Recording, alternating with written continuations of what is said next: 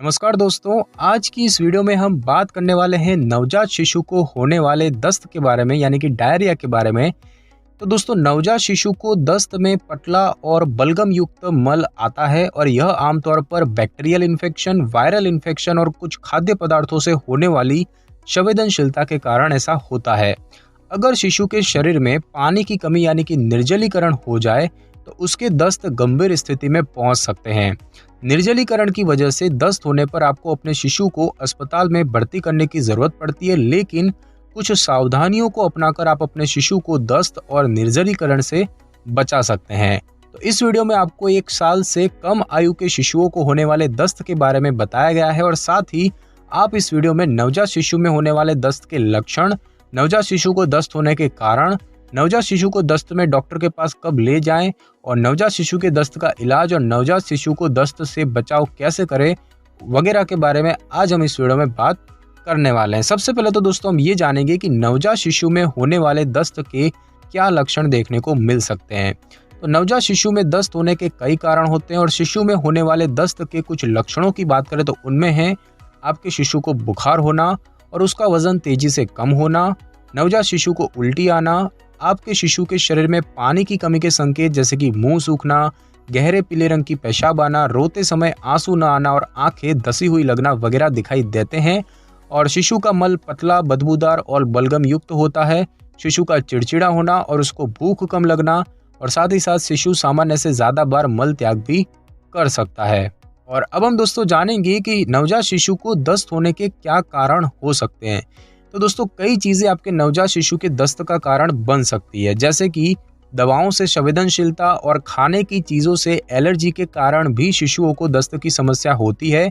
अगर शिशु किसी भी प्रकार की विषाक्तता का शिकार हो जाता है, वायरस, बैक्टीरिया या फिर परजीवी के इन्फेक्शन की वजह से शिशु को दस्त होना बेहद आम बात है। और जब आपका शिशु दूषित भोजन, पानी और रोगाणु युक्त जमीन या फिर जगह को छूकर अपना हाथ मुंह में डालता है तो ऐसा करने से दस्त फैलाने वाले रोगाणुओं से संक्रमित हो जाता है। और साथ ही साथ शिशु को अधिक जूस देना वो भी एक कारण हो सकता है।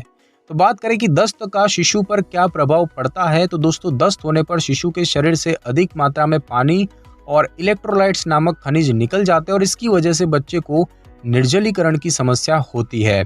दस्त के 1 या 2 दिन के अंदर ही शिशु में पानी की कमी होने की स्थिति उत्पन्न हो जाती है और नवजात शिशु के शरीर में पानी की कमी होना घातक हो सकता है।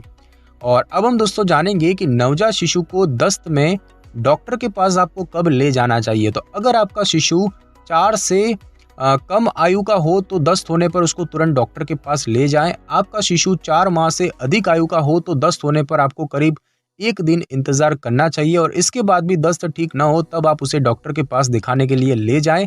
और शिशु का दस्त होने की स्थिति, कुछ लक्षण ऐसे दिखाई देने पर आपको तुरंत डॉक्टरी सलाह लेनी चाहिए, जैसे कि कुछ घंटों में 3 से 4 बार दस्त हो जाना, निर्जलीकरण के लक्षण होना जैसे कि मुंह सूख जाना, शिशु के रोने पर आंसू ना आना, आंखें धसी हुई लगना, 6 घंटे तक पेशाब ना करना और सिर पर मुलायम स्पॉट होना वगैरह होने पर आपको डॉक्टर को दिखाना चाहिए। साथ ही साथ यदि शिशु को बार बार उल्टी हो रही हो, मल में खून आ रहा हो, शिशु का पेट फूल रहा हो, 24 घंटे से अधिक समय तक बुखार हो, शिशु जो है वो दूध, पानी या फिर किसी अन्य तरल पदार्थ पीने से इनकार करने लगे या फिर हाथों और पैरों का रंग फीका पड़ गया हो, तो ऐसी स्थिति में आपको तुरंत डॉक्टर से दिखा लेना चाहिए।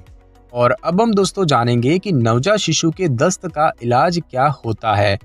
तो दोस्तों, डॉक्टर आमतौर पर शिशुओं को दस्त को ठीक करने वाली दवाएं लेने की सलाह नहीं देते हैं, लेकिन जीवाणु इन्फेक्शन होने पर डॉक्टर एंटीबायोटिक और परजीवी इन्फेक्शन में परजीवी से लड़ने वाली दवाएं लेने की सलाह दे सकते हैं।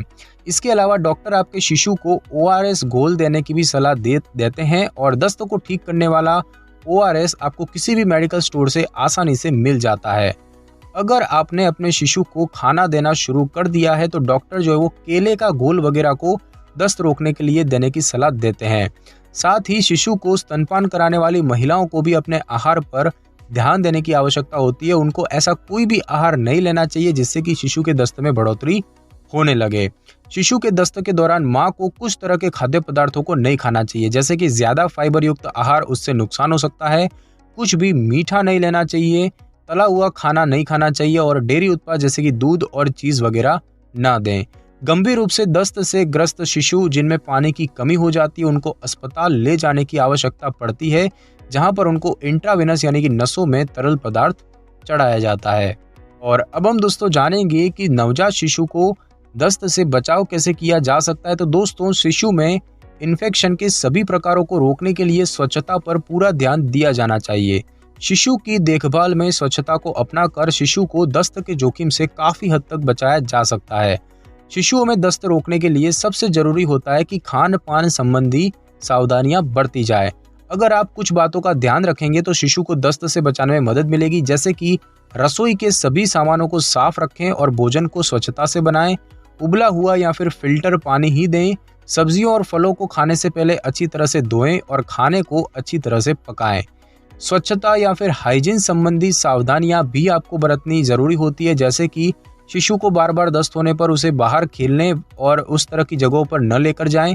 दस्त बंद होने के 1 से 2 दिन बाद तक शिशु को बाहर न लेकर जाएं।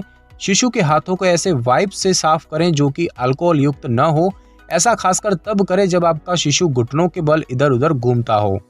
रोगाणु जो है वो हाथों से मुंह तक पहुंचकर शिशु को संक्रमित करते हैं, तो इससे बचाव के लिए आपको शिशु को संभालने से पहले एंटीबैक्टीरियल साबुन से अपने हाथों को धोना चाहिए।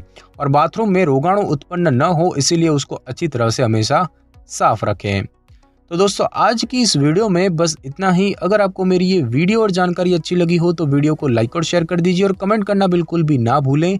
और अगर आप हमारी चैनल पर नए हैं तो चैनल को कर ले सब्सक्राइब और बेल आइकन के बटन को जरूर क्लिक कर ले, ताकि मेरी नई वीडियो की नोटिफिकेशन सबसे पहले आपको मिल सके। Thanks for your time.